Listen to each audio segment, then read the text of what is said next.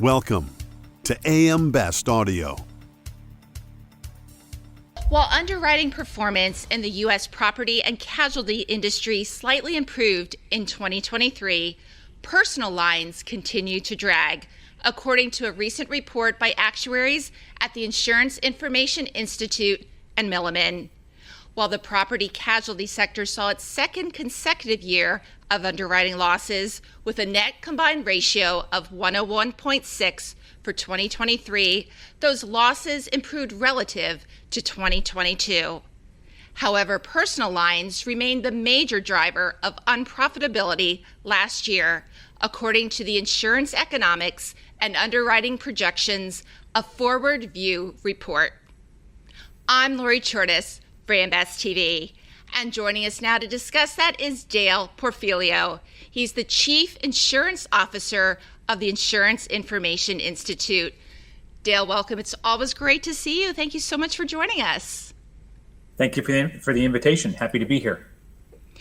Dale, what has driven continued underwriting losses in the U.S. property and casualty industry over the past 2 years? And what does that slight improvement indicate about the industry's overall performance in 2023?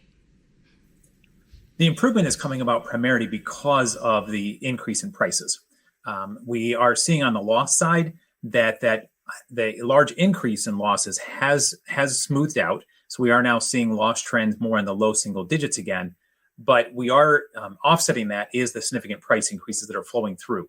So at the end of the day, underwriting losses, you've got losses and expenses in the numerator and premium in the denominator. Essentially, the premium is going up materially, and as that is flowing through, it led to some improvement in the experience from 2022 to 2023, and we're expecting that that'll continue to drive improvement in the years ahead.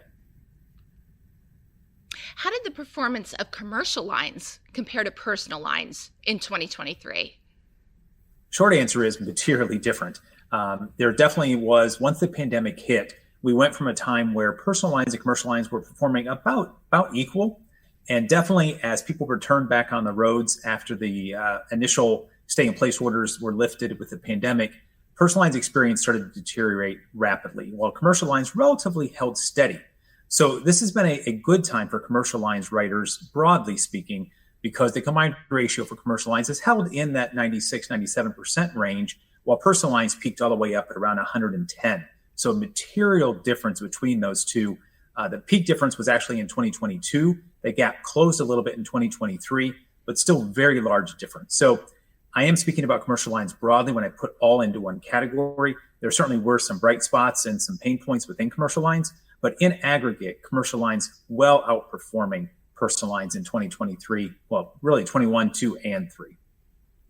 Well, looking at commercial auto, while we saw improved underwriting results in areas like commercial auto early in the pandemic, why have those underwriting results once again deteriorated, and have they returned to pre-COVID levels?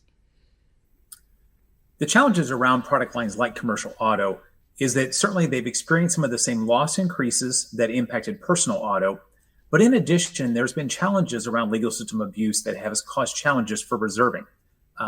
Legal system abuse is the term that we refer to of all different ways that losses go up for insurance in excess of economic inflation alone. And commercial auto is the product line where this has been most painful. And where this frequently shows up in the underwriting results is an adverse development. It's those moments where reserving actuaries, when they go to post reserves, miss it and end up being low and have to put up more reserves for the past. And that number ebbed in 2021 at the beginning of the pandemic as some of the courts were closed and patterns changed. But that returned with a vengeance in 2022 and 2023. So approximately 5 points of the combined ratio in 2023 were because companies needed to go and put up increased reserves against prior years. And that significantly impacted the underwriting results in 2023, comparable to how it did pre-pandemic, but we're back at those levels again.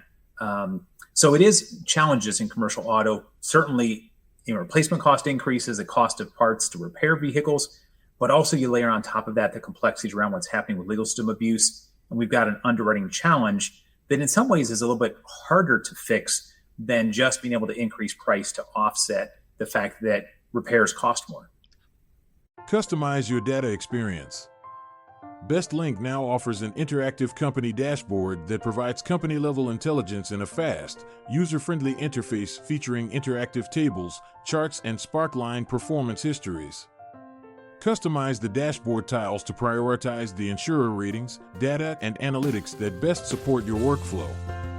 AM Best. Our insight, your advantage. What about workers' compensation? Can you tell us about what we saw in that line last year and what can we expect to see this year? Workers' compensation has been a bright spot for the industry for a few years now. We went through a period, an entire decade, ending around 2014, where workers' compensation was unprofitable for the industry. And it was through a whole lot of efforts from the insurance industry as well as workplace, the organizations themselves seeking to create safer work environments that has led to now nearly an entire decade of profitability for workers' compensation. So it had one of the lowest combined ratios amongst all product lines, and it's been pretty consistent year to year, even with all the dynamics that happened through the pandemic. It maintained pretty consistent results through that. Our expectation is that will continue in the years ahead, just because there has been such a culture of workplace safety and continuing to stay on top of pricing and risk management. So it's definitely a good bright spot within the workers' compensation product line. And Dale, what were some of the other key findings in the report? One of the other nuggets that I don't know that we put in the press release, but I think it's an interesting point, was when you study expense ratios.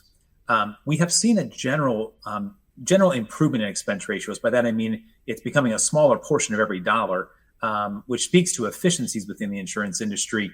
We've seen a general improvement on that, which is good because that helps our product be more affordable in the long run.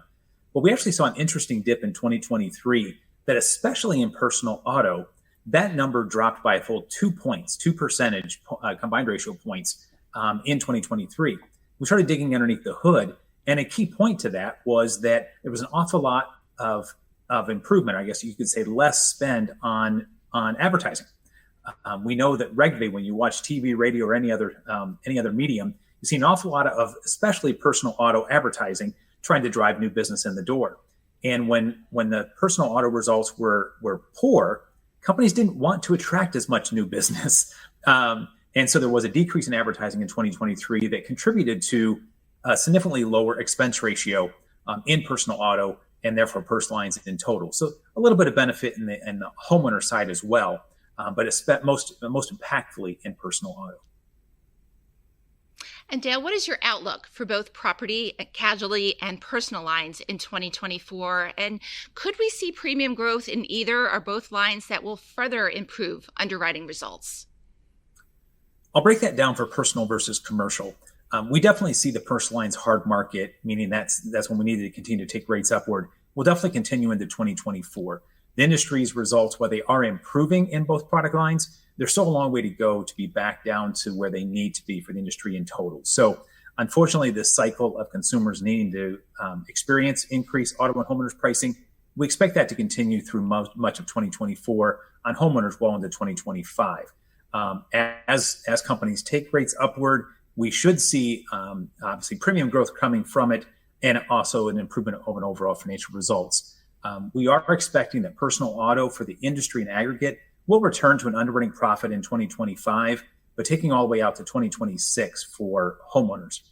If you then bounce over to the commercial line side, since it's already coming in from an overall position of performing well, what we do see is efforts to improve the product lines that are not, such as commercial auto, while continuing to try to maintain results in the product lines that are performing well, like workers' compensation. So we are expecting to see greater premium growth in the personal line side, less premium growth, but still growth in commercial lines, and hopefully improving results in aggregate, but mostly driven by the personal lines business. Dale, this has been so informative, and thank you so much for taking the time to join us today. It has truly been my pleasure. Thank you. That was Dale Porfilio, Chief Insurance Officer of the Insurance Information Institute.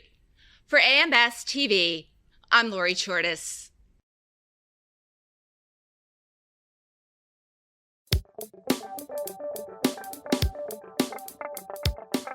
Looking to get the full attention of the insurance industry?